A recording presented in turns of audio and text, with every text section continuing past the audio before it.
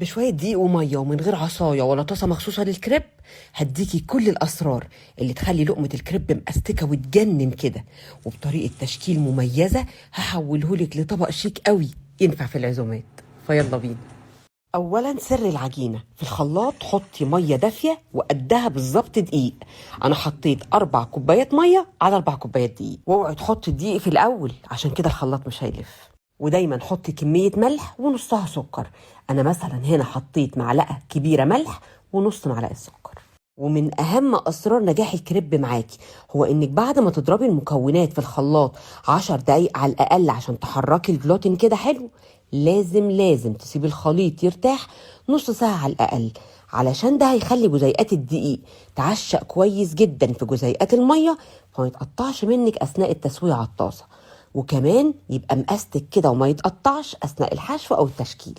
وعشان كده هتلاحظي ان اخر كريبايه هتسويها هي احلى كريبايه، لانها كانت واخده وقتها كويس قوي في انها ترتاح.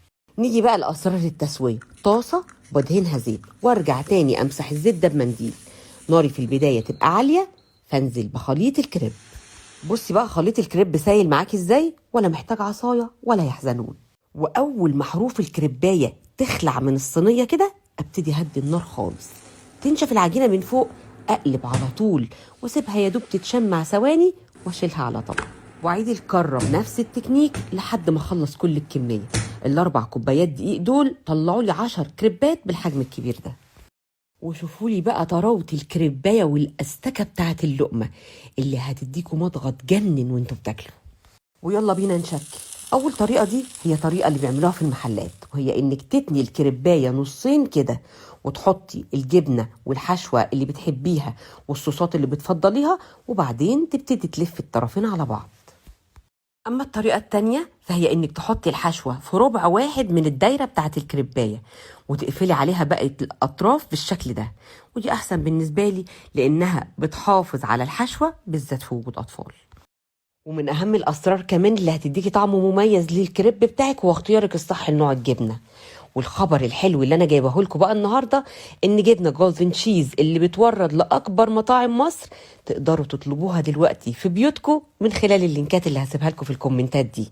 لو بتعملوا كريب نصيحة مني اطلبوا الجبنة الميكس، لان هي بيكون فيها رومي وتشيدر ودول مسؤولين عن الطعامة والطعم الحلو، ويبقى فيها كمان جبنة موتزاريلا وده هيخلي الكريب يمط ويشد للسقف.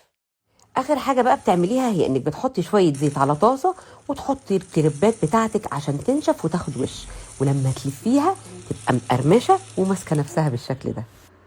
عايزه اقول لك كمان انك ممكن تحولي الكريب لصنف عزومات رهيب لو قطعتيه شرايط وضفتي له جبنه ووش بيتزا وشويه صوصات بالشكل ده. وفي النهايه خالص انا عايزه اقول لك قريت مقوله كده وعجبتني قوي. المقوله دي بتقول: ينتصر دائما صانعي البهجه لانفسهم لا منتظريها، فقومي انتصري. اتمنى لو الافكار اللي قدمتها لكم عجبتكم تعملوا لي لايك وشير وتسيبوا لي كلمه لطيفه زيكم كده في الكومنتات عشان يوصلكم مني كل جديد. انا شيماء البهادي.